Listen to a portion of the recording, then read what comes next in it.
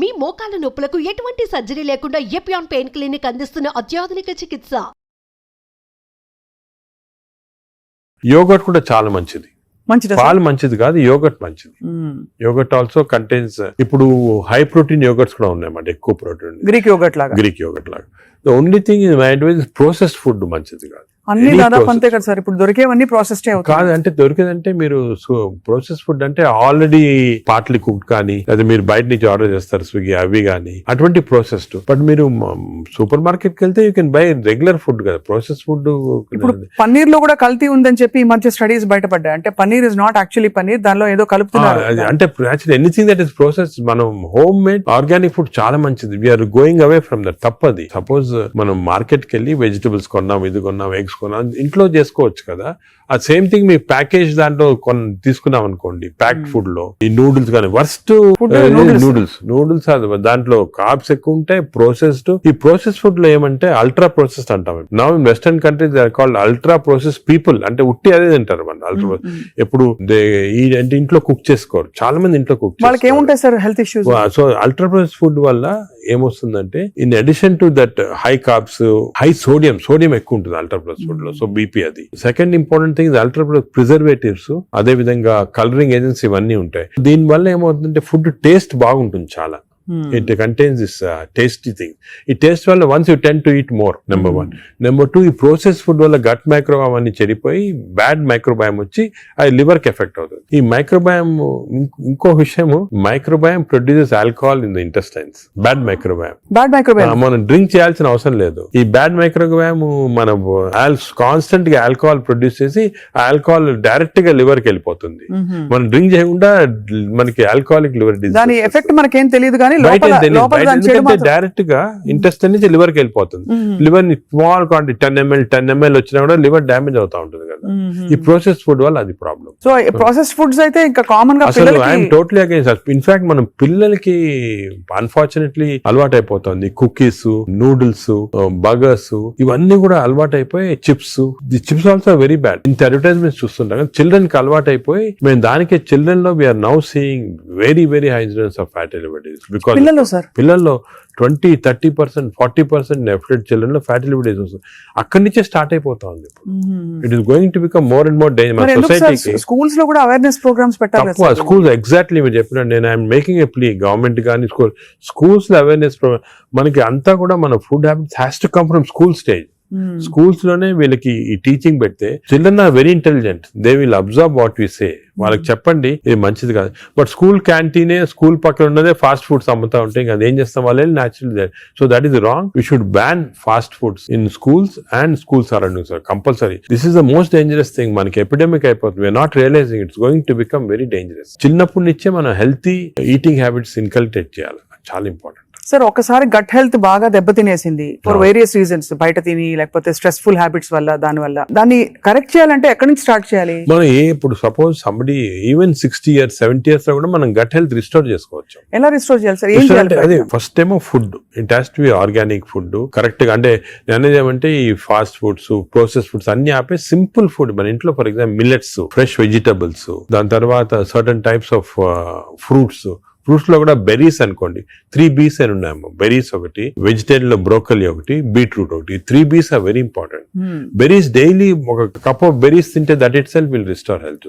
Great sir. Blueberry, berries, broccoli, beetroot, 3 B's అంటాం. ఆ 3 B's are very good ఈ food habits లో. Yogurt, మంచి యోగర్ట్ తింటాం, హెల్తీ యోగర్ట్ తింటాం. దాని తర్వాత నట్స్ లో కూడా అన్ని నట్స్ మంచిది కాదు. అది నట్స్ లో బెస్ట్ ఈజ్ వాల్నట్స్.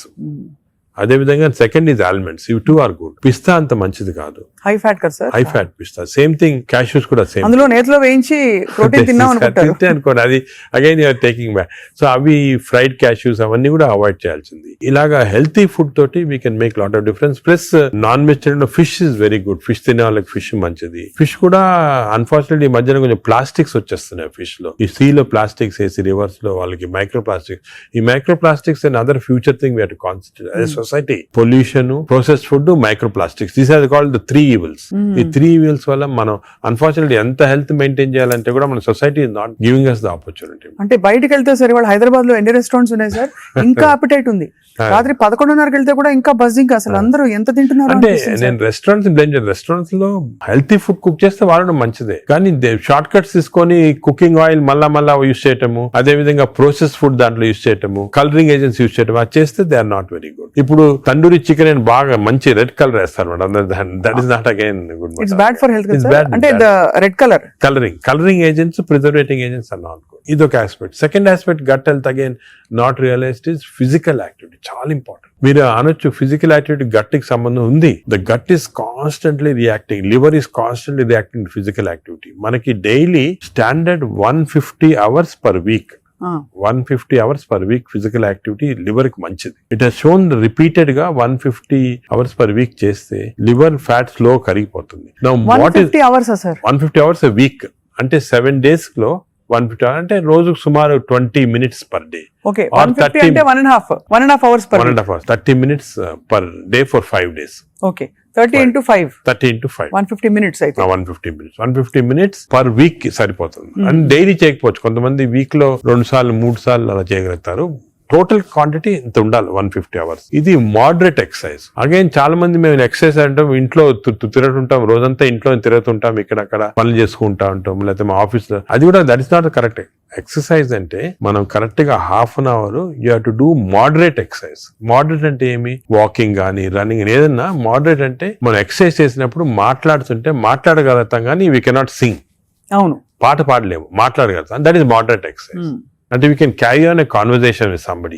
ఆయాసపడుతూ కొంచెం క్యారీ చేయొచ్చు. మనం బాగా విగ్రెస్ అయితే మాట్లాడలేము, that is vigorous exercise. But మన if you're able to sing in doing exercise, that means it's not moderate. So మనం ఈజీగా టెస్ట్ చేసుకోవచ్చు. ఒకరొకరిలో వేరేగా ఉంటుంది. జనరల్ గా heart rate we say get to 50 to 70% అంటాం. అంటే 150 హార్ట్ బీట్ లాగా తెచ్చుకోవాలి. ఎందుకంటే మోడరేట్ ఎక్సర్సైజ్ చేసినప్పుడు మన హార్ట్ ఇంక్రీజ్ అయ్యే రేటు, సర్క్యులేషన్ ఇంక్రీజ్ అవుతుంది, లివర్ లో ఉన్న టాక్సిన్స్ అన్ని బయటకు వస్తాయి, బ్రెయిన్ సర్క్యులేషన్ ఇంప్రూవ్ అవుతుంది, హార్ట్ లో collateral. That's why we are emphasizing on this moderate exercise. ఏదో క్యాజువల్ గా పొద్దున ఒక 5 మంది ఫ్రెండ్స్ ఒక గంట సేపు నడిచామని ఒక 2 kilometers నడిస్తే దట్స్ నాట్ మోడరేట్ ఎక్సర్సైజ్. అది రెగ్యులర్ గా కన్సిస్టెంట్ గా చేయాలి. బాడీ కన్సిస్టెంట్ గా moderate exercise, clear definition moderate అనేది. Moderate exercise 150 hours a week చేస్తే డెఫినెట్ గా we prolong life by 5-6 years. In fact every 5 minutes of exercise కి you prolonging life by 7 minutes. 5 minutes చేస్తే 7 minutes prolong చేస్తాం life. Sir, ఈ context లో మీరు ఇంతమంది స్టార్స్ ని ట్రీట్ చేశారు. AIG లో చాలా మంది top most stars of the country ఇక్కడికి వచ్చారంటే మీ దగ్గరికి వస్తారు. దీనికోసం కూడా వచ్చిన వాళ్ళు ఉన్నారు. వాళ్ళలో మీరు నోటీస్ చేసిన హెల్దీ హ్యాబిట్స్ ఏంటి సార్? అమితాబ్ బచ్చన్ గారు చాలా మంది వచ్చారు కదా సార్. చాలా నేను నోటీస్ చేసానంటే, ఒకటి ఓల్డ్ స్టార్స్, కొత్త స్టార్స్. వాళ్ళు కూడా ఓల్డ్ స్టార్స్ కూడా చాలా మందిని ఐ టు ట్రీట్, అండ్ ఇప్పుడు కూడా కొంతమంది వస్తుంటారు. Old stars, new stars difference ఏమంటే, ఈ కొత్త generation they are very health conscious. కొంతవరకు ఓవర్ హెల్త్ కాన్షియస్ అనొచ్చు. చాలా మంది కొత్త జనరేషన్ అంటే మన రామ్ చరణ్ ఆ గ్రూప్ లో they are very health conscious. బాగా ఎక్సర్సైజ్ చేస్తున్నారు, డైట్ బాగా మెయింటైన్ చేస్తున్నారు, వాళ్ళకి హెల్త్ అడ్వైజర్స్ ఉన్నారు. కొన్నిసార్లు కొంతమంది ఓవర్ వెళ్ళిపోతారు. అంటే మరి టూ మచ్ ఆఫ్ ఎక్కువ ప్రోటీన్ కూడా మంచిది కాదు.